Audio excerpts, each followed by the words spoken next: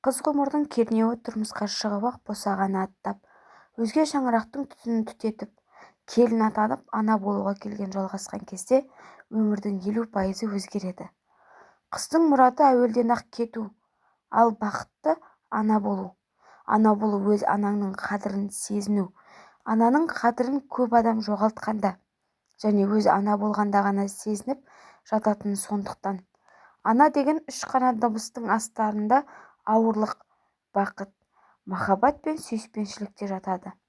Әйел адам ана атанған күні өз өмірінің анасының жан қиналысымен өрілгеніне көзі жетіп, оған деген құрметі тағы да арта түседі.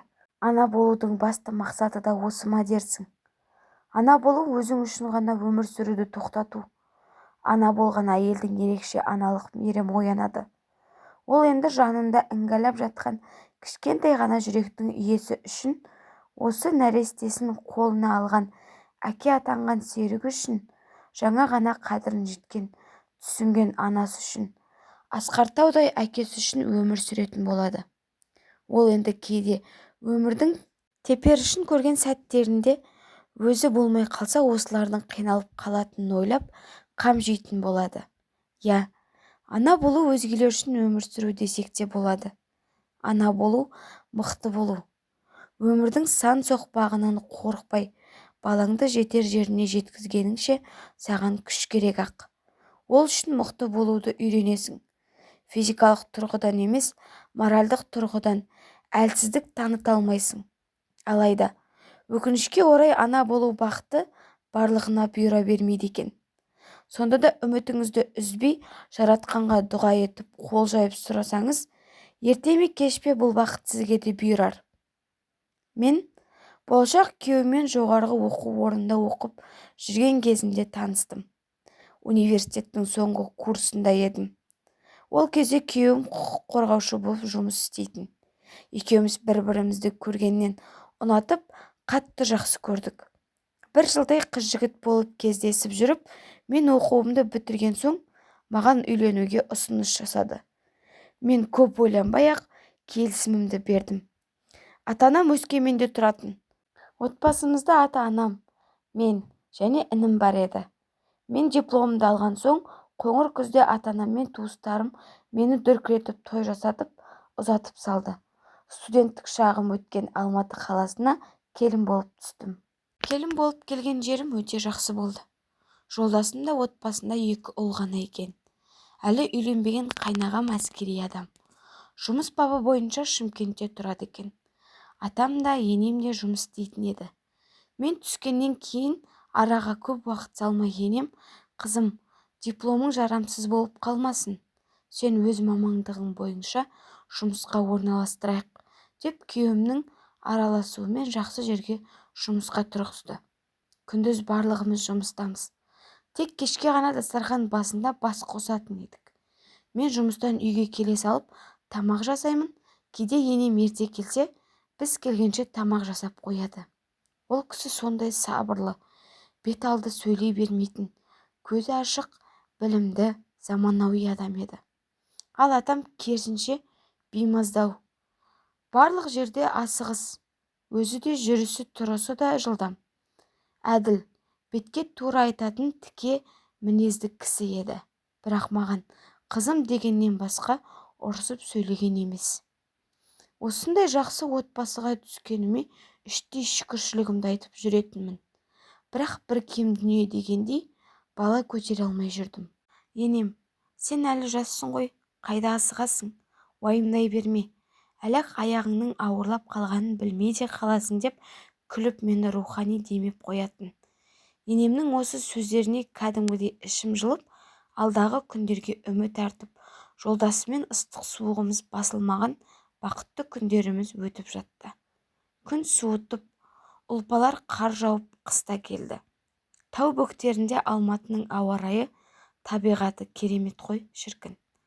Қала көшелеріндегі шыршалар ақ мамыққа оранып алғандай. Таңертең күйеуіме ерте тұрып, екеуміз бірге жұмысқа шығып кететінбіз. Кешке қарай мен жұмыстан ертерек шығып жатсам, Серік келіп мені жұмыстан алып кететін. Сөйтіп екеуміз қыстың суығына қарамай түнгі Алматыны қыдырып, қол ұстасып киноға барып, мейрамханадан тамақтанып, жұмыстан қолымыз қалт босай қалса, сол сәтті пайдаланып бірге болуға тырысатынбыз. Екеуміз жүрегіміз бір-біріміз үшін соғатындай еді. Осылай жүріп бізге білінбей уақыт деген сырғып өтіп жатты. Менің келін болып түскеніме біраз уақыт өтіп кетсе де, аяғым ауырламады. Күйеуім сәби жайлы сөз қозғамаса да, іштей тезірек сәбилі болғысы келетін секілді еді. Өйткені басым ауырып, кішкене мазасызданып қалсам, маған жаны сұрай қарап, «Жаным, может, ты беременная?» деп сұрай беретін. Ол маған осылай қараған сайын, мен іштей өзімді бала көтере алмай жүргеніме біртүрлі кінәлі сезінетінмін. Алайда жаратқаннан үмітімді үзбедім. Сөйтіп жазға таман күтпеген жерден қайнағам үйленетін болды. Қалыңдығы Шымкент жақтың қызы екен. Ата-енем үлкен той жасап, қайнағамды үйлендірді. Той өткеннен кейін, арада бір ай өткен соң, қайнағам әйелімен Шымкентке қайтып кетті. Абысыным көп ұзамай-ақ аяғы ауырлап, мәжелі уақытылы жетіп, қыз босанып алды. Ата-енем 5 жылдан бері менен немере күтіп жүреді. Абысынымның босанғанына қатты қуанды. Мен жүрегім лүпілдеп, қуанғаннан бір жылап алдым. Мұны көрген күйеуім мені жабырқап тұр деді ме, «Жаным, бізде де бұйырса осындай қуаныш болады, жыламашы» деп, жас жаулаған бетімді сүйіп жатыр. Екеуміз бір-бірімізді үнсіз ұқтысатын едік. Түрлеріміз де ұқсайтын еді. Бойымыз ұзын, өңіміз аққұба көрген. Жұрт қандай жарасымды жұрт деп сыртымыздан айтып жататындарын көп еститінбіз. Сондай бақыт дедік. Күйеуім маған бала көтермей жатырсың деп ешқашан айтқан емес еді. Болмаса көңілі түсіп, мен сияқты қатты уайымдамайтын. Әлде маған солай көрінетін беті білмеймін. Әрқашан бір қалыпты көңіл күйде жүретін. Мерекелерде, демалыстарда жолдасыммен табиғатқа, кәуап жеуге, пикникке жиі шығатын едік. Аузымнан шыққанның барлығын алып беріп, еркелетіп жүретін. Осылайша менің көңілімді аулайтын. Абысыным қызды болғаннан кейін, мен де іштей тезірек сәбилі болсам екен деп көп ойланатын болдым. Сөйтіп абысыным босанған соң, біраз уақыт өткен соң анам хабарласты. «Қызым-ау, Алладан сұрап қана осылай жүре бересіңдер ме? Барып дәрігерге қаралмайсыңдар ма? Өзіңде күйеуің де қаралсын. Кім біледі, мүмкін күйеуінің денсаулығы жоқ шығар. Анализ тапсырып, профилактика жасап, емделіп көрсеңдерші» деп біраз әңгіме айтты. Енеммен де сөйлесті. Сөйтіп ақылдаса келе, күйеуім екеуміз дәрігерге қаралатын болып шештік. Бір аптаға жұмыстан больничный ашып, Алматыдағы жақсы жеке емханаға қаралдық. Барлық қажеттеген анализдерді тапсырдық. Күйеуімнің денсаулығы жақсы, анализдерде жақсы деген нәтижемен шықты.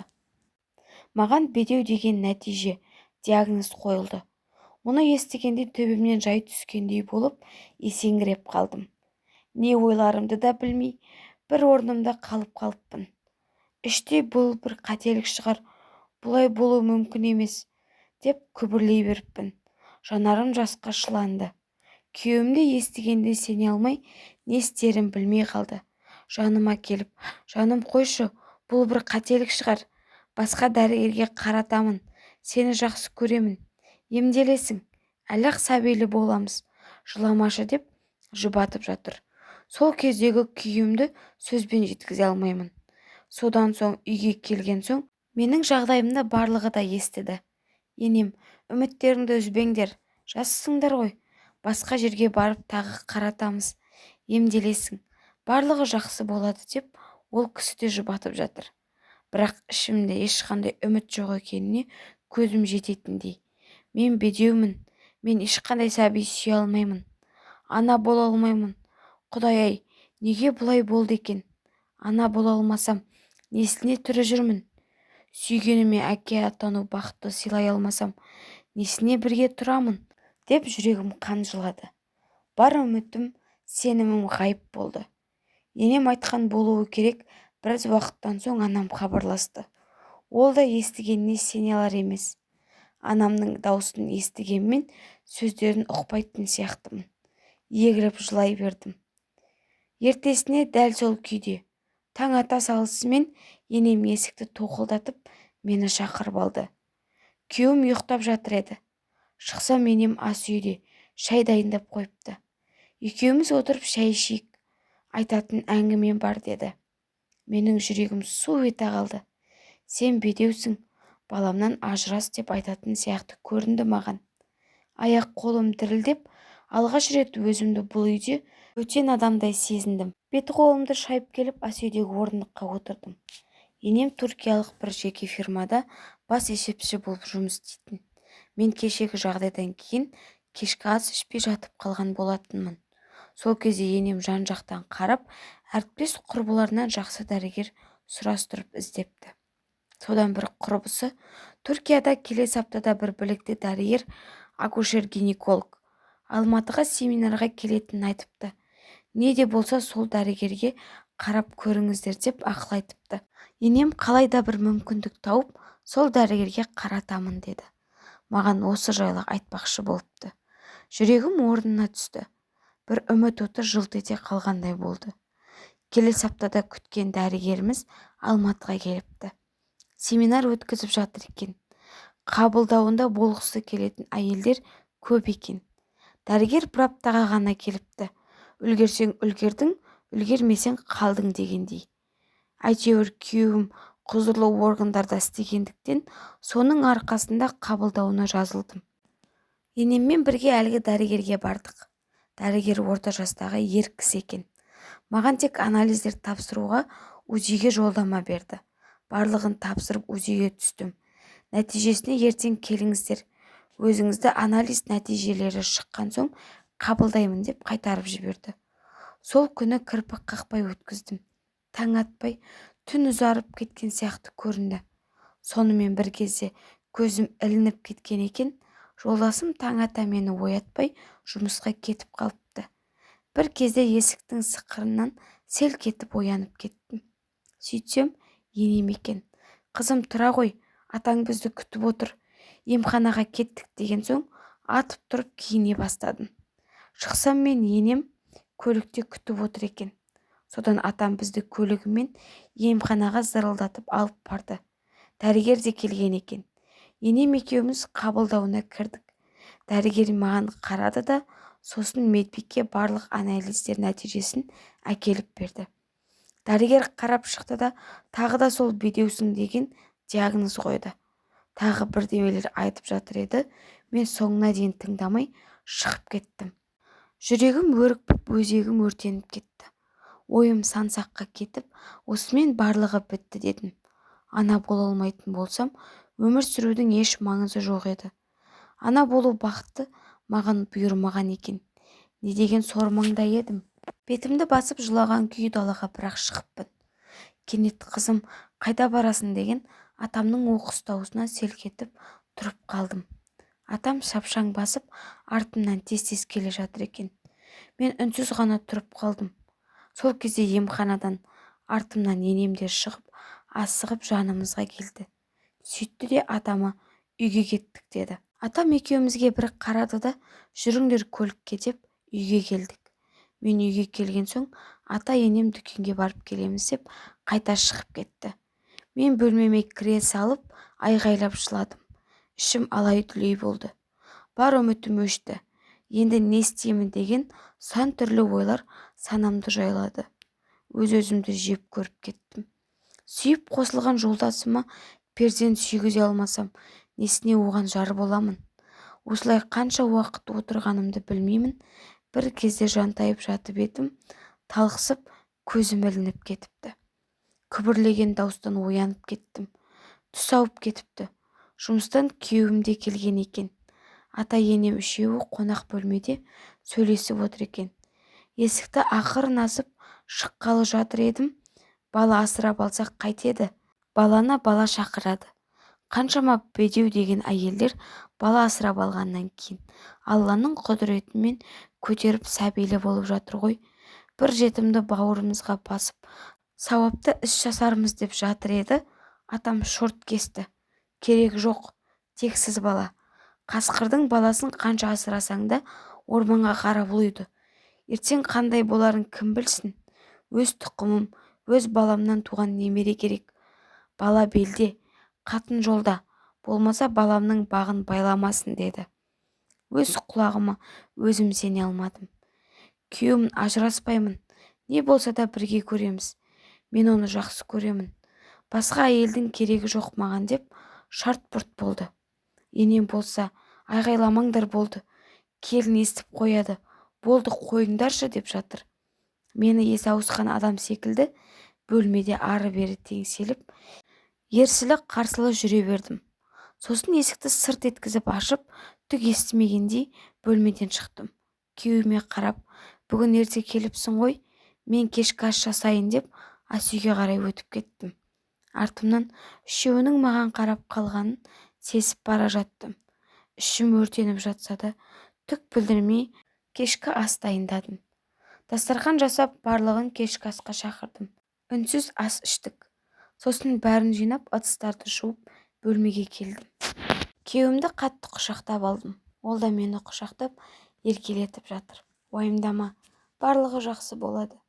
Бір шешімін табармыз. Дәрігер біраз ем-дом жазып беріпті. Үміт үзбеңдер депті.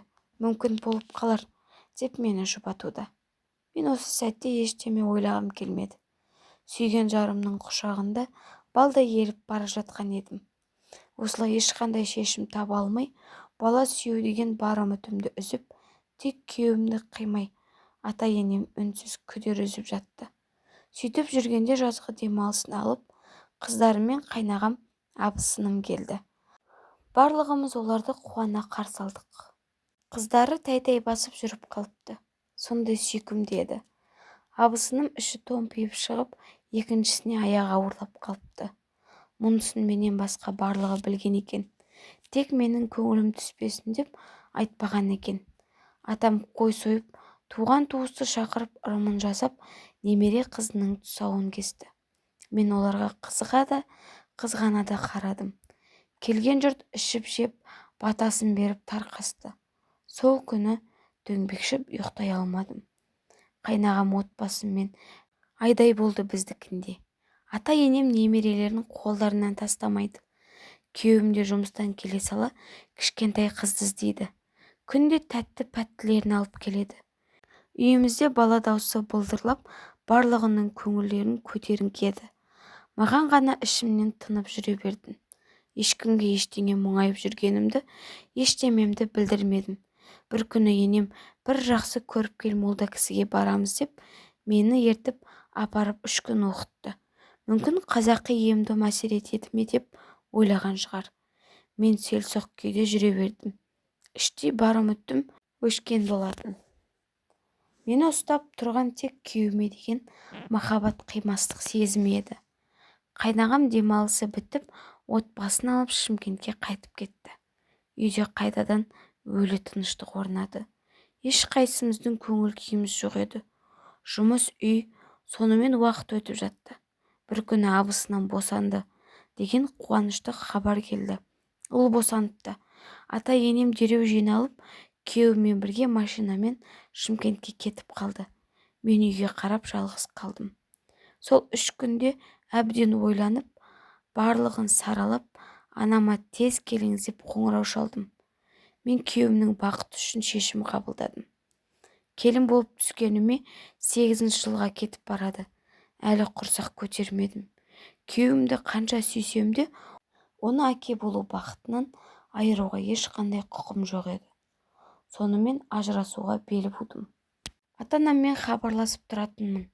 Анам менің жағдайымнан хабардар болатын. Бар мұңымды анама шағып, жылап алатынмын. Анашым осы уақытқа дейін мені жұбатып, қолдау көрсетіп келеді. Енемдер келерден бір күн бұрын анам мен інім келді. Әкем, екеуің мені қайтамын десе, жиып теріп қызымды алып келіңдер. Тағдыры солай болса қайтеміз енді. Ішіңе сыйған бала сыртыңа да сыяды депті. Бір түнде анамдармен бірге жасауымды жинап қойдық. Таң ата ата-енем мен күйеуім келді. Жиналып тұрған жүгімді көріп, аң-таң болып қалды. Анам амандасып болған соң мән-жайды түсіндірді. Күйеуімнің көздері ашу-ызаға толып маған қарады. Ата-енем болса анамды үнсіз ғана тыңдады. Мен олардан кешірім сұрадым. Мені қыздарыңыздай көрдіңіздер. Бір қабақшытып маған сөйлеп ұрысқан емессіздер. Бар жерге қараттыңыздар. Амал қанша. Қолдарыңыздан келгенін жасадыңыздар. Сіздерге ешқандай ренішім жоқ. Маған баталарыңызды беріңіздер. Ұлдарыңызды әке болу бақытынан айыруға құқым жоқ. Оған шын жүрегіммен бақыт тілеймін дедім. Осы 2-3 ауыз сөзді жүрегім ауырып, жаным қиналып әрең айттым. Сол кезде күйеуім ұшып тұрды да ас ішетін столдың үстіндегі асымен бірге төңкеріп жіберді. Мен сені жібермеймін. Бала асырап аламыз, кетпейсің. Неге менен ақылдаспай мұндай шешім шығарасың деп қалш-құлш етіп айғайлап кетті. Одан мұндайды күтпеген біз шошып кеттік. Атам ұлына отыр, ашуыңды бас, айғайлама деп жатса да күйеуім тоқтар емес.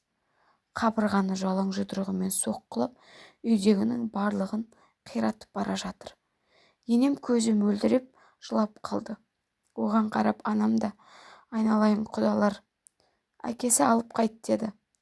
Осы жерден шу шығармай, осы сыйластығымызбен қызымды алып кетейін деді. Осы кезде күйеуімнің бірге жұмыс істейтін жолдастары келіп қалды. Оларда не болғанын түсінбей тұр. Атам оларға күйеуімді алып кетіңдерші деді. Ашу-ызаға булыққан күйеуімді жолдастары үшеу үш жақтан ұстап, әзер дегенде машинаға отырғызып алып кетті. Олар кеткен соң жүк көлігім де келді. Көрші балаларды шақырып, бар жасауымды інім барлығы көлікке тиеді. Анам қайтарға пойызға билет алып қойған екен. Ата-енем батасын берді. Сонымен енеммен қоштасып, жылап кете бардым. 8 жыл тұрған құтты мекенімнен қош айтысып, қимастықпен артыма қарай кете бардым. Өскеменге, туған жеріме, өзімнің туып өскен үйіме келдім. Әкем мені көзіне жас алып қарсы алды. Осы 8 жылда інім үйленіп, бір балалы болған. Келінім ас үстіме түсіп, шай жөндеп жүр. Кішкентай інімнің баласы балдырлап, тәй-тәй басып жүгіріп жүр. Сол кезде қандай күйде болғанымды сөзбен жеткізе алмайтын едім. Мен үшін өмір тоқтап қалғандай болды. Ата-анамның жұбату сөздері менің қас-қабағыма қараған інім мен келінім ештеме әсер етпейтін тірі өлік секілді еді. Әкем ажырасу жағын қолға алды.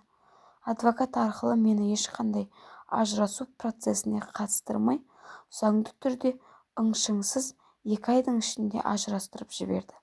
Арада бала болмаған соң, ортақ мүлік болмаған соң, барлығы тез бітеді екен ғой. Сонымен мен түпкілікті ажырасып кеттім. Осы аралықта күйеуім қайта-қайта звондайтын. Мен онымен сөйлеспейтінмін. Менен бір жола үмітін үзсін деп едім. Хабарламаларына да жауап бермейтінмін. Іштей оны қанша сағынып, сөйлескім келіп, даусын естігім келсе де, өз-өзімді ұстайтынмын. Төркініме келгеніме 3 ай өткен соң, әкеме мені жұмысқа тұрғызыңызшы дедім. Тірімін, тіршілігімді жасайын. Масыл болып отырмайын. Онсыз да мен келгелі үйден береке кеткендей еді. Бәрі менің қабағымды аңдап, артық сөз айтпайды. Емін-еркін сөйлеспейді. Менің көңіліме қарайтын еді. Әкем оқыған кісі. Бір мектептің білдей директоры. Анам да оқыған, көз ашық. Сол мектепте мұғалім болып, бірнеше жылдан бері жұмыс істейтін. Әкем мені де сол мектепке жұмысқа орналастырды. Сыртым бүтін, ішім түтін. Жұмысымды істеп жүріп жаттым. Күз өтіп, қақаған қыс келді. Қыс өтіп, көгілдір көктемде келді. Айнала жасыл түске еніп, мен де өткенімді ақырындап ұмыта бастадым. Сүйген жарыммен айырылысқалы, оны бір сәтте ұмытқан емес едім. Болмаса арада 1 жыл өтті. Бұрынғы қайын жұртыммен, күйеуімен бір жола ара қатынасымды үздім. Телефон номерімді де ауыстырып тастаған едім. Көп ұзамай інімнің келіншегі екіншісіне аяғы ауырлады. Мұны естігенде мен тағы да іштей күйзелдім. Бірақ ешкімге ештеме білдірмейтін едім. Інім үшін қуанамын әрине. Қызғаныштан күйзелмеймін. Тек тағдырыма налимын. Кейде түндерде күйеуімді сағынамын. Оның ыстық құшағын аңсаймын. Ешкімге білдірмей қыстығып жылап аламын. Қанша рет телефон соғуға, дауысын бір рет естуге оқталдым, бірақ бата алмадым. Мен хабарлассам, мені іздей бастайды, үміттене бастайды. Одан да өз бақытын тапсын, перзент сүйсін, толыққанды отбасы болсын дедім. Осылай жүргенде жұмыста ауқымды мұғалімдер семинары өтетін болды. Әр қаладан білікті мұғалімдер келді. Мен де бардым. Сол жерде бұрынғы жұмыс істеген Алматыдағы әріптесімді көріп қалдым. Екеуміз хал-жағдай сұрасып, шүйіркелесіп қалдық. Семинар біткен соң шағын мейрамханаға бірге тамақтануға бардық. Ол келіншек бұрынғы күйеуіме алыс ағайын болып келетін еді. Менің сұрауға бата алмай отырғанымды байқап, әңгімені өзі бастады. Сен кеткен соң күйеуің біраз уақыт өз-өзіне келе алмай жүрді. Жиі-жиі ішеді екен. Енеңде денсаулық сыр беріпті. Давление деген пайда болып, содан сендер түпкілікті ажырасқан соң атаң қайнағаңа күйеуіңді үйлендірейік деп сұрап білістіріп қыс қарай жүр депті. Содан қайнағаң өзінің бөлімшесінде істейтін бір медбике қызды тауыпты. Енең мазасы болмай жүрген соң анама қарайды деген болар бір себеп тауып, күйеуіңді Шымкентке шақыртып, әлгі медбикеге қызбен таныстырыпты. Мұның бәрін маған тәтем өзі айтып берді. Басында күйеуінің қызды ұнатпапты қара. Тік сөйлейді екен деп. Енең аппағында көрдің ғой, маған үй шаруасына қарасатын адам керек. Денсаулығым да болмай жүр. Енді бұрынғы әйеліңді ұмыт. Уақыт өтіп бара жатыр. Сенің балаңды әкең екеуміз көріп кетейік деп көндіріпті. Сөйтіп сендер заңда ажырасқан соң 3 айдан кейін күйеуің үйіне беташар жасап үйленіп алды. Қазір келіншегі аяғы ауыр, бәрі қуанып жүр деп әңгімесін аяқтады. Жүрегім аузыма тығылды. Ащы өксік жүрегімді өртеді. Жанымның бағы ашылыпты ғой дедім. Бақытты болсын. Олар үшін қуаныштымын деген 2-3 сөз келмей аузыма тығылып, даусым қырылдап әрең айттым. Өз-өзімді әрең ұстадым. Ал әріптесім, я, сенің де қалағаның сол емес пе еді? Өзің осылай болсын деп кетіп қалдың емес пе? Деп таңғырлап әңгімесін айтып отыр. Айтуға оңай ғой, менің іште қалай қиналатынымды жаңадан білмейді ғой. Тағдырым солай болды, қайтемін енді. Жақсы көрген адамның бағын қалай байламақпын? Мен болмасам, сол бақытты болсын, сәби сүйсін, өсіп өнсін, жаным менің, сүйгенім аман жүрсін. Сонымен әріптесіммен жылы қоштастым. Мені көргеніңді айтпай-ақ қойшы деп уәдесін алдым. Енді менің жаным мен үшін жоқ еді. Маған өмірімді реттеп, тіршілігімді жалғастыру керек. Ата-анам бауырым үшін өмір сүруім керек. Бұл әңгімені үйге келген соң анам айтып бердім. Анам бір күрсінді де қойды. Екеуміз сөйлесіп отырғанда інім кіріп келді. Неге мұңайып отырсыздар деп сұрап еді. Мен естігенімді айтып бердім. Ол таң қалды. Сонда сенің кеткеніңді күтіп жүр екен ғой бәрі. Орның суымай-ақ жатып үйленіп алыпты. Сүйем дегенің қайсы? Деп ашуланып кетіп еді. Анам оған басу айтып, қойшы болды, ашуланбашы, қайтесің? Бұл әпкеңнің шешімі. Оны құрметтеуің керек деп, оны сабасына түсуге шақырды. Інім ашу басылып, менен кешірім сұрады. Әпке, сен де бақытты болуға лайықсың. Үмітіңді, күдеріңді үзбе деп көңілімді аулап жатыр. Бұл әңгімені әкем де бәрі естіді. Мейлі бақытты болсын деп, шын көңілімізбен бұрынғы күйеуіме бақыт тілеп қала бердік. Уақыт деген жүйрік қой шіркін. Көп ұзамай келініміз босанды. 2-ші рет ұл тапты. Бәріміз қуанып жүрміз. Анам екеуміз дастархан жайдық. Інімнің жұмысындағы коллективті құттықтап келмекші еді. Ал інім түстен кейін перзентханаға барып, келіншегі мен баласын әндетіп, күйлетіп, үйге шығарып алып келді.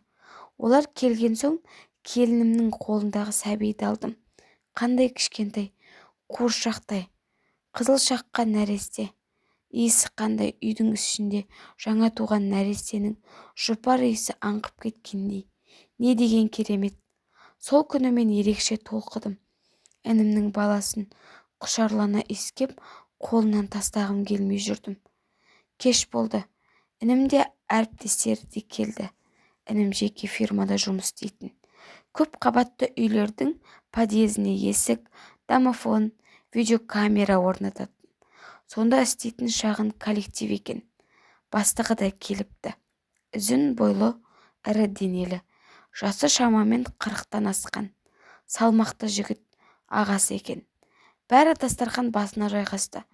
Анам екеуміз жүгіріп қызмет көрсетіп жүрміз. Бір кезде әлгі бастығы, апа сіздер отырсаңыздаршы деп бізді отырғызып тілегін айтты. Мынау менің көрімдігім болсын деп 10 мыңдық бір қағазды анама ұстатты. Үлкен бір пакетті балаға комплект киім екен, келінге деді. Сосын кішірек бір пакетті мынау Бауыржанның әпкесіне деп маған ұстатты. Мен таң қалдым. Әкеме де сыйлық ұстатты. Тойға киіңіз деп брендовый жейде ұсынды. Мен ініме қарап, бастығың қандай елгезек адам, бәрімізге сыйлық әкелді деп риза болып қалдым. Көңілім кәдімгідей көтеріліп қалды. Маған керемет бір иіс су сыйлапты. Сөйтсем інімнің бастығы біздің отбасымызды жақсы біледі екен. Мен тұрмысқа болғанда туған күн кештеріне келіп тұрады екен. Ініммен жақсы қарым қатынаста. Тек әріптес ретінде ғана емес, дос адамдардай сыйласады, сырласады екен. Мен жайлы да естіпті, білетін сияқты. Қонақтар жақсы отырып ақ тілектерін айтып қош айтысып, үйлеріне қайтты. Тек інімнің бастығы ғана қалып қойды. Мен ас бөлмеде ыдыс-аяқты жинастырып жүрген болатынмын. Анам әкем жаңағы інімнің бастығымен қонақ бөлмеде іштік шай алғызып ішіп отырған. Ал інім келіншегінің жанына барып, үлкенін ұйықтатып шығамын деп кіріп кеткен болатын. Бір кезде мені анам шақырды. Қолымды сүртіп жандарына барып едім. Әкем отыр деп меңзеді. Орындыққа отырып едім. Әкем сөз бастады. Қызым, сен жас емессің. Мына Болат ағаң да жас емес. Жігіт ағасы. Осыдан біраз жыл бұрын әйелі науқастанып қайтыс болған. 2 қызы қалған артында. Үлкенін анасынсыз жалғыз өзі ұзатып, құтты орнына қондырды. Кенже қызы қолында, мектепті бітірейін деп отыр. Сені қайтып келгелі 2-3 рет көрген сыртыңнан. Айтуға бата алмай жүр екен. Бауқошқа айтқан екен. Мен шет жағасын оны ата-анаммен, әпкеммен сөйлесіңіз деген екен. Бүгін орайы келіп, осы ағаң саған сөз салып отыр. Өткен өмірің жайлы біледі. Екеуің де жас емессіңдер. Жалғыздық Құдайға ғана жарасады. 2 жарты бір бүтін болсақ, қызыңызды ренжітпеймін деп отыр. Дегенде, мен не дерімді білмей, бетім ду етіп қызарып, төбемнен жай түскен күйде орнымнан қозғала алмай отырып қалдым. Мен мұндай ұсынысқа біраз ойланайын деп жауап бердім. Шынымды айтсам, 2-ші рет тұрмыс құру жайлы ойламаппын. Сондай-ақ маған тұрмыс құру жайлы ешкім ұсыныс жасамайтын шығар деп ойлайтынмын. Өскемен қала болғанымен көпшілігі бір-бірін таниды. Менің бала көтере алмай қайтып келгенімді айналадағылардың барлығы білетін еді. Кейде маған аянышты көздерімен қарайтын көрінетін. Сонымен не керек, ата-анам ойланайын дегеніме маған жалт қарады. Болат аға, жарайды, ойланып көріңіз. Мен асықтырмаймын. Өзіңізден хабар күтемін деп орнынан тұрып кетуге ыңғайланды. Інім сыртқа шығарып салды. Ол кеткен соң ата-анам маған біраз ақылдарын айтты. Жақсы жігіт, біраздан бері білеміз дейді. Оқыған, пысық, өз кәсібі бар, жағдайы жақсы. Саған арқа сүйер ер азамат бола алады. Біз мәңгілік тұрмаймыз. Біз кеткен соң келінің қабағына қарап қаларсың. Дәл қазіргі жағдайыңды осы Болаттан артық өмірлік жолдас бола алатын адамды таппайсың. Ол саған бала тумадың деп айтпайды. 2 қызы бар. Бұйырса немерелері де болар. Ойланатын ештеме жоқ деп нықтап отырып айтты. Сол күні түнімен көп ойландым. Қарап тұрсам, әке-шешем дұрыс сияқты. Жалғыздық жаратқанға ғана жарасқан дегендей, ертесіне ініммен де сөйлестім. Бастығы жайлы сұрадым. Ол да жақсы кісі, саған жайлы болады дейді. Әйелі бұрыннан жүрек талмасы бар екен. Тіркеуде тұрған екен. Екінші қызын туған соң жағдайы нашарлай беріпті. Содан небәрі 37 жасында тура мүшел жаста жүрек талмасы ұстап қайтыс болып кетіпті. Үлкен қызы ол кезде бой жетіп қалған, кішісі небәрі 12 жаста болған екен. Содан бері Болат аға қыздарын өзі қарап өсіріп, үлкенінің жақында тұрмысқа беріпті. Кішісі мектеп бітіргелі отыр.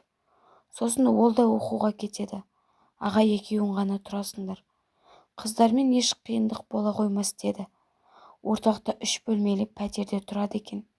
Әйелі қайтқалы қыздарым өссін, өгей шешеге күндерін қаратпаймын деп үйленбепті. Сонымен не керек, 3 күн ойланып келісімімді бердім. Шағын ғана жиын жасап, екеуміз некелестік. Болат аға енді менің жұбайым болды.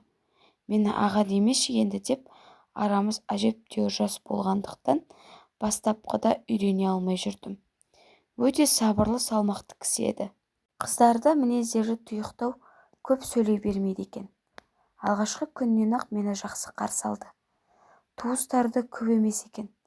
Құдалары, күйеу баласы, барлығын үйге қонаққа шақырып, жақыннан таныстырып шықты. Үшеуміз тұрып жаттық. Кіші қызы мектеп бітіріп, Алматыға жоғары оқу орнына түсті.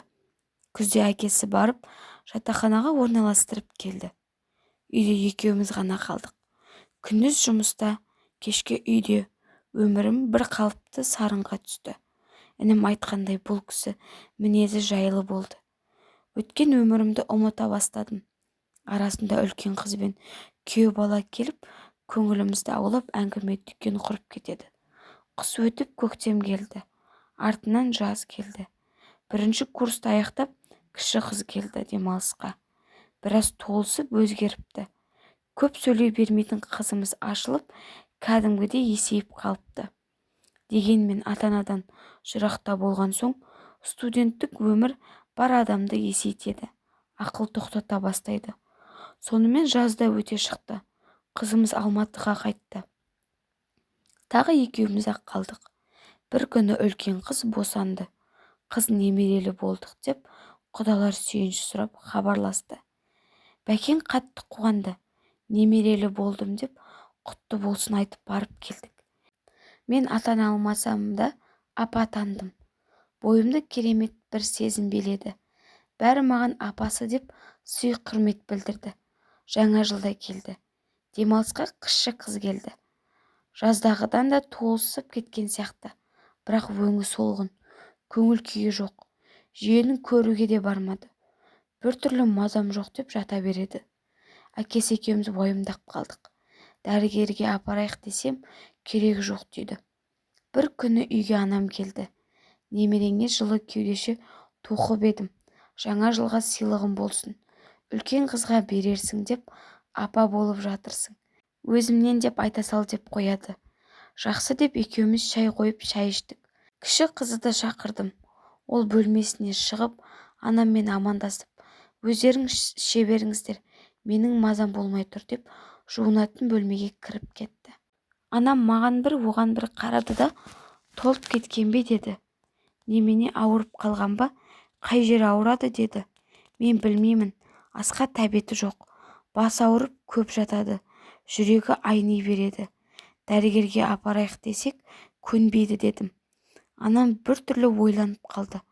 Мына қызы тез арада дәрігерге көрсет деді. Мен неге деп шошып кеттім. Күйеуіңе айтты, апарып көрсет деп. Анам кетіп қалды.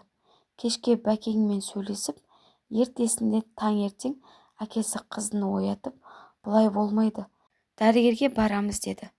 Қызы қарсылық көрсеткеніне қарамай ауруханаға бардық. Анализ тапсырды.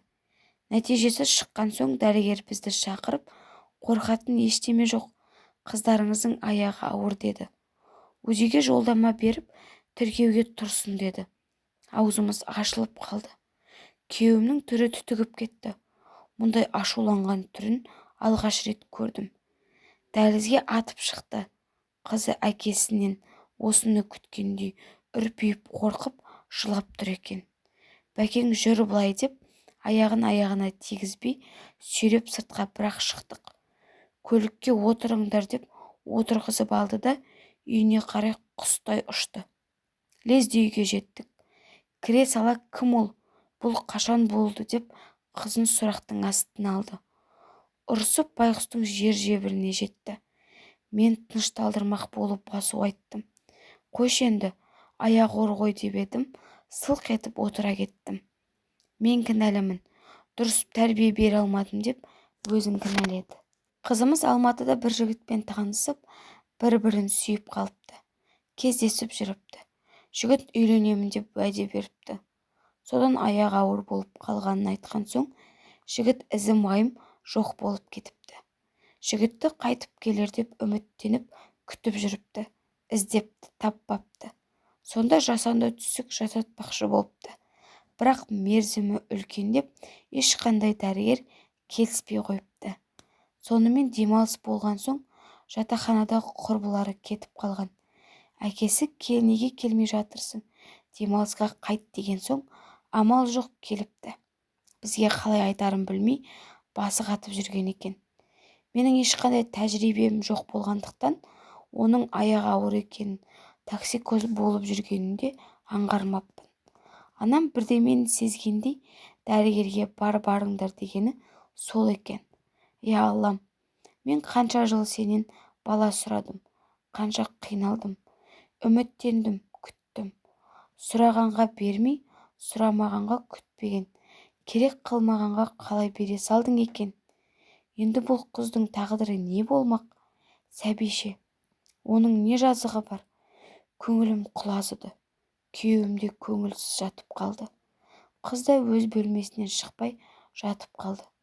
Сонымен ертесіне күйеуімен ақылдастық. Ол жігітті іздеп таппасымыз анық. Ұрысқаннан не пайда? Болар іс болды. Ауруханаға қайта бардық. Қызды УЗИге түсірдік. 18 апта болып қалыпты. Жынысы ұл деді. Жүрек қағысын естігенде қатты толқыдым. Бір уыс болып жүрегі қалай дүрсілдейді. Өзімнің аяғым ауыр секілді қуанып жүрмін. Шыққан соң күйеуіме айттым. Ұлы болады екен деп. Оның жүзіне де бір қуанып қалғандай байқалғандай болды. Күйеуім аяқ астынан Алматыға көшеміз деді. Өзі біраздан бері Алматыдан фирмасының бір филиалын ашқысы келіп жүр екен. Сөйлесіп жүрген адамдары да бар екен. Оның үстіне мына қыз сонда босанады деді. Мұнда ел не дейді? Қай бетімен жүремін деп қамықты. Жүрегім атша тулады. Ол жаққа қалай бараймын? Ойым сан-саққа жүгірді. Бұрынғы қайын жұртым, күйеуім бір жерде болмасын. Бір жерде олармен кездесіп қалсам қайтемін? Бармайық дейін десем амал жоқ. Сонымен үйді сатуға қойдық. Қаладан жырақ жер телімі бар еді, оны да сатуға қойдық. Артық дүниенің барлығын сататынын сатып, беретінін беріп, аяқ астынан Алматыға көшіп те кеттік. Студенттік кезім өткен Алматыға қайта оралдым. Алматыдан Есенсай өзеніне жақын жерден пәтер алдық. Күйеуім осындағы тамыр-таныстарының көмегімен фирмасының филиалын ашты. Өскемендегі офиста бас көз болып інім қалды. Алматыны жақсы білемін. Жайғасып алған соң қызымды тіркеуге қойдым. Университетінен денсаулығына байланысты деп өзім академиялық демалыс алдық. 1 жылға. Өзім колледжге жұмысқа тұрдым. Осылай жүріп жаттық. Ай сайын қызымызды емханаға апарамын. Анализі бар, дәрігерде қабылдауы бар. Бәрін өзім қолға алып, қадағалап жүрдім. Жазға таман қызымыз ай күні жетіп шекесі торсықтай ұл босанды. Әкесі өз тегінде жаздырды. Роддомнан шығарып алдық. Үйге келген соң қызым емізбеймін деп арнайы тамақ беріңіз деді. Емізбегені қалай? Балаға сүт керек дедім. Ол үндемей терезеге қараған күйі жылап отырып, мен оны қарағым келмейді дейді. Мен жаспын. Оқуымды жалғастырғым келеді. Өмір бойы әкеме алақан жайып, жалғыз басты ананың күйін кешкім келмейді. Амалым жоқтан әкемнен қорыққаннан тудым деп жылап отыр. Оған қосылып менің де көз жасыма ерік бердім. Жаныммен осы ана болу бақытына жете алмай қанша тауқыметті қайғы-мұңды басымнан өткіздім емес пе? Алла берген бақытты неге итересің деп қызыма ренжідім. Тағдыр деген осы пешенеңе не жазылса соны көресің. Одан қашып құтыла алмайсың деп ақылға шақырдым. Қызым болса, олай болса оны сіз бағып алыңыз, арманыңыз орындалсын. Сіз менен гөрі жақсы ана боласыз. Мен оған қарай алмаймын, баға алмаймын, мен оны жеп көремін деп айғайлап жіберді. Көрші бөлмеде отырған әкесі жүгіріп кірді. Не болды?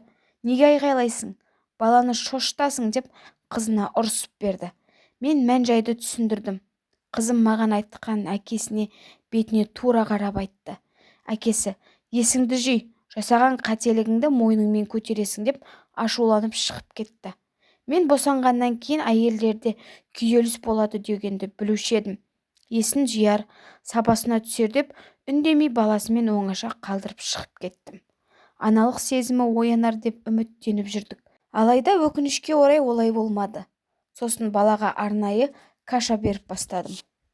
Неміздің күндігі түскен соң анаммен хабарласып, ақыл кеңес алып, нәрестені тұзды суға жақсылап шомылдырдым. Қызым сол күйі баласына деген аналық мейірімі оянбай, баласына қарамай қойды. Сонымен не керек? Жұмыстан шықтым.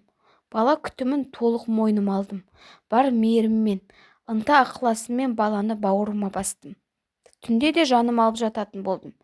Кішкентайдың жұпар иісін құшарлана иіскеп, мейірлене мауқымды басамын.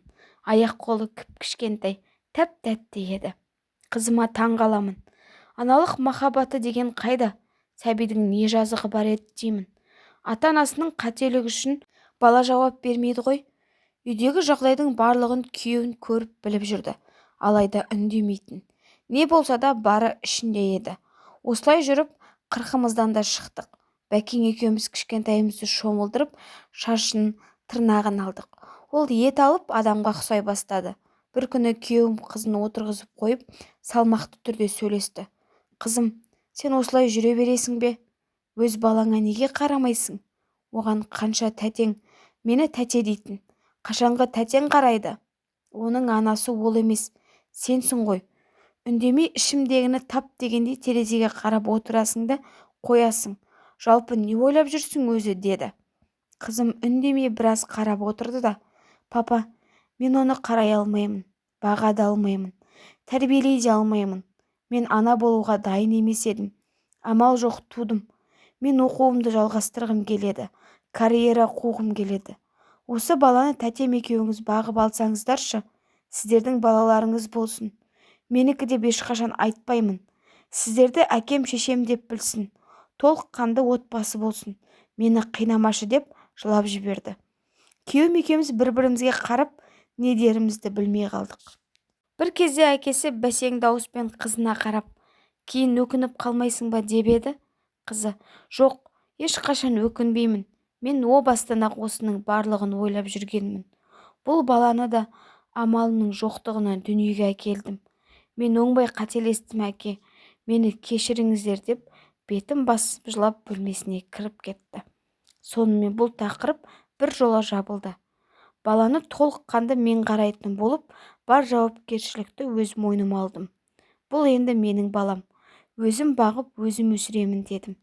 Күйеуім қызымыздың оқуын Астанаға ауыстырды. Қызымен бірге барып, нағашыларына табыстап, орналастырып келді.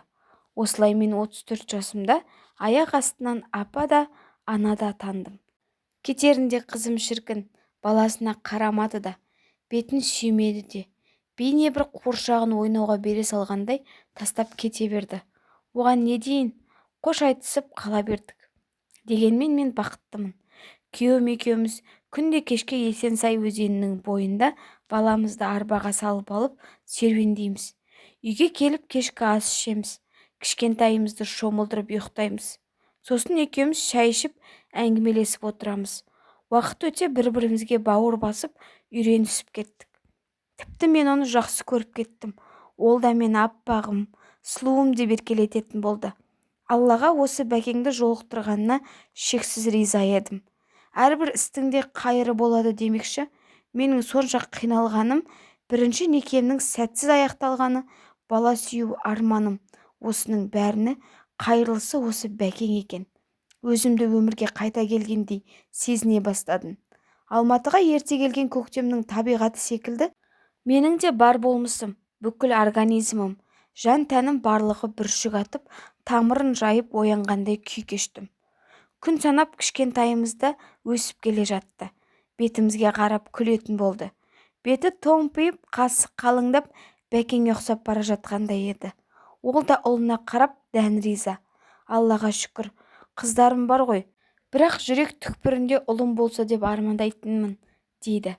Міне енді ұлым да бар, шүкір, деді. Арада біраз уақыт өткеннен кейін 3 айдан соң кішкентайымыз жасына толады. Соған орай ата-анамызды, інім мен келінімді, үлкен қызды шақырып атап өтсек деп ниет еттік. Үйге бір жеңіл жөндеу жұмыстарын жүргіздік. Барлық жерді жиып-теріп, әктеп, сырлап дегендей. Көктем әсер етті ме, тез-тез шаршап қала беретін болдым.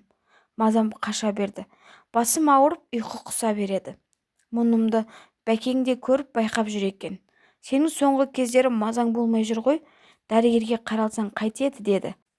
Мен болсам, көктем әсер етіп жатқан болар, осындай уақытта авитаминоз деген болады ғой, сондай шығар деп қоя салдым. Сөйтсем Бәкең кішкентайдың қасына жатып, аздап дем алып алсаңшы, түскі асты сырттан дайындап, тамақ ала келемін, деді. Мен басымды изеп, баланың қасына жантая кеттім. Біраздан бері осындай күйдемін. Өткен айдан бастап етек кірімде келмей қалды. Осы менде бала тумағаннан климакс басталып кеткен жоқ па екен деп ойлап кеттім. Ұйқым қашып кетті. Телефонды алып емханаға, әйелдер дәрігеріне, ертесі күнге дәрігерге жазылдым. Бәкең келген соң ақылдасып, ертесіне емханаға бардық. Бірінші анализ тапсырып, нәтижесі шыққан соң дәрігерге кірдім. Жағдайымды түсіндірдім. Дәрігер менің анализімді қарап шықты. Сөйтіп маған қарап жымиды да, жап-жассыз, сізде қайдағы климакс, аяғыңыз ауыр, деді. Мұны естігенде мен өз құлағыма өзім сөнбей, не дедіңіз деп таңғалып, қайта сұрадым. Сөйтсем дәрігер, сіздің аяғыңыз ауыр, төменгі қабаттағы УЗИге түсіп, тіркелуге тұрыңыз, дейді. Мен болсам, сол отырған жерімде орнымнан тұра алмай қалдым. Бұл мүмкін емес. Маған бедеусің деген диагноз қойылған десем, дәрігер, УЗИге түсіп келіңізші, деді. Жүрегім лүпілдеп, астыңғы қабатқа түстім. УЗИдің кабинетіне бардым. Дәрігердің жолдамасын бердім. Дәрігер ішіме гел жағып қарап жатыр. Тынысым тоқтап қалғандай. Қасындағы көмекшісіне бірдемелерді жаздырып, заключение 9-10 неделя беременности деп, өз құлағыма өзім сенбей, селкілдеп жылап жібердім. Сөйтіп едім, УЗИ дәрігері таңдана маған қарап, сізге не болды, дейді. Медбике екеуі шошып кетіпті. Мен болсам, қуаныштың көз жасы ғой деп, егіле жылап, қолыма УЗИдің нәтижесінің қағазын алып, жылап отырып бірнеше рет қарап шықтым. Жүрегімнің астында сәбиімнің көтеріп жүргеніме көзім жетіп тұрса да, қайтадан жоғарға көтеріліп, дәрігерге кірдім. УЗИдің қорытындысын бердім. Ол да қарады да, айттым ғой сізге, аяғыңыз ауыр, 9-10 апта болып қалған, құтты болсын, бедеу деген диагнозыңыз бір қателік шығар, деді. Бұны естіп көз жасымды тия алар емеспін. Дәрігерлер бұл менің күйіме қарап, су беріп ақыл кеңесін айтып жатыр. Уайымдамаңыз, баланың дамуы барлығы қалыпты дамып келе жатыр. Енді кешіктірмей тіркеуге тұрыңыз, деп шығарып салды. Емханадан шықсам, Бәкең аулада баланы арбаға салып тербетіп отыр екен. Мені көріп орнынан тұрды. Бала ұйықтап қалды. Бәрі жақсы ма? Дәрігер не дейді? Сен жылағансың ба? Тыныштық па, не болды, деп сұрап қояды. Мен Бәкеңді құшақтай алдым. Ол да мені құшақтап, шашымнан сипап жатыр. Қолына УЗИдің нәтижесінің қағазын бердім. Бәкең УЗИдің нәтижесін қайта-қайта қарады. Ол да мен секілді таңданып, сен алмай тұрған секілді. Бір кезде мені құшақтап, әппағым, сұлуым, Алла тағала мыңда бір шүкір. Құдай қаласа сен енді толыққанды ана бақытына ие боласың. Барлығы да жақсы болады. Еш уайымдама, деп, ол да көңілі босап кетті. Жанарына жас үйіріліп, қуаныштан мені құшақтап бетімнен қайта-қайта сүйіп жатыр. Сол кездегі күйімді сөзбен айтып жеткізу мүмкін емес еді. Бәкең, ата-анаңа хабарласып сүйінші сұрайық та деп еді. Мен қазірше ешкімге айтпай тұрайықшы. Бұйыртса жақында өздері де келеді ғой, сол кезде айтармыз дедім. Осы сәтті қанша жыл күттім емес пе? Осы күйімнен рахаттанып, ләззат алайыншы дедім. Қатты қуануға да қорықтым. Сонымен тіркеуге тұрдым. Анализдерімді тапсырып, ай сайын қабылдауға барамын. Токсикозым да жеңіл болды. Бәкең жегім келген, қалаған барлық нәрсемді әкеліп қояды. Осылай жүргенде жаз келді. Кішкентай ұлымыздың туған күніне әкесі бір қой сойып дайындалдық.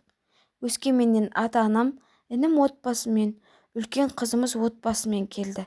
Менің кәдімгідей томпиып, ішім шығып қалған еді. Ең алғаш үйге кіре салып, мені көргендегі ата-анамның, інімнің түрін көрсеңіздер ғой, қуанғаннан көздеріне жас алды. Қызым-ау, бұл күнге де жеттік-ау, аман-есен босанып ал. Неге бірден айтпадыңдар деп ренжіп те алды. Алланың маған деген көзі түзу екен. Кеш те болса бірден апа да ана да атанып, бала да көтердім. Сөйтіп ұлымыздың туған күнін тойладық.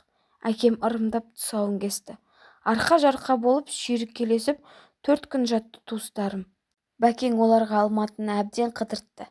3-ші күні ата-анам Алматының барахолкасына барып қайтайық. Алатын заттарымыз бар деп сонда кетті. Інім күйеуімен соның жұмысына кетті. Біз келінім үлкен қыз күйеу баламен мега ойын-сауық орталығына барып, балаларды қыдыртып пицца жеп келуге шықтық. Келінім үлкен қызбен күйеу бала балаларын аттракционға біраз ойнатып келеміз деп сол жаққа кетті. Мен балам ұйықтап қалған соң мега орталық ішіндегі пиццерияда оларды күтетін болып, сонда кеттім. Сенбі болғандықтан кісі көп екен. Бір бос стол тауып сол жерге жайғасып отырдым. Су ішіп баламды тербетіп телефон шұқып отырғанмын. Бір кезде мына жер бос па деген таныс дауыстан селк ете қалдым. Жалт қарасам бұрынғы күйеуім тұр. Қасында шамасы 3-4 жасар кішкентай қызы да бар. Жүрегім дүрсілдеп қоя берді. Ол да маған қарап бір орында селпиіп тұрып қалды. Көзі төмен түсіп ішіме қарады. Жанымдағы коляскада ұйықтап жатқан балама қарады да, «Мадина, бұл сенбісің?» деді. Мен қапелімде салсып қалдым. Телефоным қолымнан тарс етіп жерге түсіп кетті. Тез еңкейіп ала қояйын дегенімде, бұрынғы күйеуім де еңкейіп телефонымды алып бермекші болғанда, екеуміздің қолдарымыз бір-бірімізге тиіп кетті. Денемді ток ұрғандай дір ете қалдым. Сөйтіп едім, ол, «Саған еңкеуге болмайды ғой, ала ғой телефоныңды, ешқандай зақым келмепті» деп телефонымды қолыма ұстатты. Мен «Рахмет, Сакош» деп баяғыдай еркелетіп айтатындай айтыппын.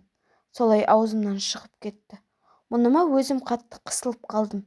Сөйтіп едім, ол маған баяғыдай махаббатқа толы жанарымен қарап қалды. Аздап жүзі қызарып, толқып кетті ме? Даусында аздап діріл бар. «Осында отырсақ қарсы емессің бе?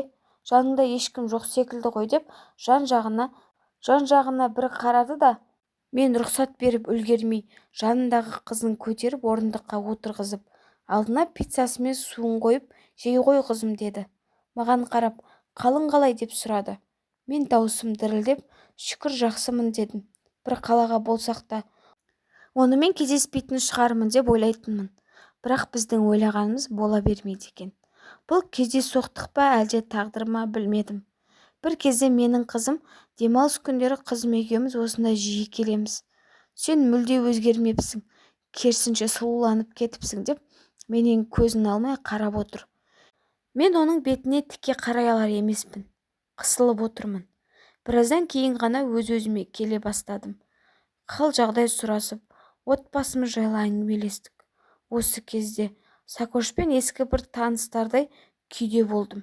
Ол мен үшін қуанып отыр. Мен ол үшін қуанышты едім. Бір кезде, «Неге мені тастап кеттің? Үйленгеніммен сені ұмытқан емеспін.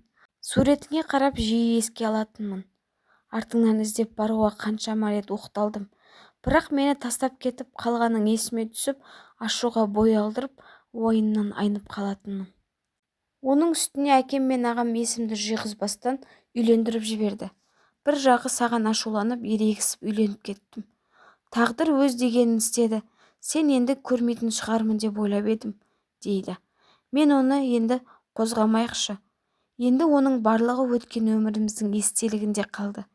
Қазір еш маңызы жоқ. Сенің бақытың үшін кеттім. Қазір міне, сен де отбасылы, балалы шағалысың. Менің де күйеуім, балам бар. Бұйырса екіншісін босанамын. Өткенде ұмытып, болашақпен өмір сүрейік. Осылай болды, қайтеміз енді. Аман болайық деп сөзімді аяқтадым. Ол да, әрине, сен бақытты болсаң болды деп төмен қарап бір күрсініп қалды. Сөйтіп отырып, біраз әңгімелестік. Бір кезде есік жақтан менікілер көрінді. Жан-жақтарына қарап мені іздеп жатыр екен. Сакошқа, мен бұнда туыстарыммен келіп едім. Олар балалар бөліміне кеткен болатын. Біраз отырып қалыппыз. Олар да әне келе жатыр. Аман сау болып тұр. Енді тұрарсың ба, дегендей ишара бердім. Ол да туыстарым жаққа қарады да, жақсы, онда саған бақыт тілеймін, сәттілік тілеймін, қош бол деп қызын ертіп тұрып кетті. Артынан қарап отырып, көз жанарыммен шығарып салдым. Сыртқа шыққан соң әйнекті қабырғадан қызын ойнатып, біраз бізге қарап тұрды да қызын ертіп кетіп қалды. Сол бұрынғыдай, тек кішкене толысыпты. Орысша возмуждал дейді ғой, соны көріп іштей біртүрлі көңілім құлазып кетті. Мен кеткеннен кейін күйеуім үйленіп, осы қызды 2-ге толған соң енем давлениядан қайтыс болыпты. Жаны жәннатта болғай. Туған анамдай болған жақсы кісі еді. Мұны естіп, біраз көңілім түсіп қалды. Жер домалақ деген осы екен-ау. Күйеуім Алматыға көшеміз дегенде, бірінші осы бұрынғы қайын жұртыммен күйеуімді көрмесем екен деп ойлап едім. Тағдыр екен. Міне, арада қанша жыл салып, оны да көрдім. Енді екеуміз бір бөлек адам едік. Ол кездері барлығы артта қалды. Бұрынғы сүйген жарымның ендігі өз отбасы, балалары бар. Менің де отбасым бар дегендей. Сөйтіп туыстарыммен пицца жеп, біраз отырып үйге қайттық. Ертесіне барлығы жолға жиналып, бұйыртса босанғаныңда келеміз деп қош айтысып, Өскеменге қайтты. Межелі уақытым жеткенде күз айында мен де босандым. Мені старая первородка деп, оның үстіне баламның кіндігі оралып, кесір тілігін жасады. Сөйтіп және ұлды болдық. Қуанышымызда шек жоқ еді. Әсіресе мен ана атанғандағы сезімдерімді сөзбен айтып жеткізе алмас едім. Ата-анам бір қойын сойып, артынып-тартынып Алматыға келді.